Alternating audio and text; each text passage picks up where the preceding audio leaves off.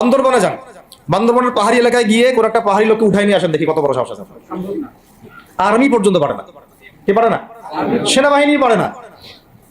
পারে? পাহাড়িরা ওখানে ঐক্যবদ্ধ হয়ে যায়, ওদের মহিলারা ঝাড়ু নিয়ে সামনে চলে আসে। এই আমাদের বান্দরবনের কথা বলতেছে। ওখানে যে কুকিচিং একটা ফ্রন্ট গঠন করছে সশস্ত্র বিদ্রোহীরা, ওই অংশটুকুকে নিয়ে একটা মাস্টার প্ল্যান আছে ওদের।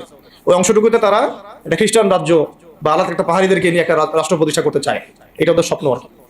এই উদ্দেশ্যে তারা হাঁটতেছে এবং তারা অস্ট্রেলিয়ান ভাষায় কথা বলে।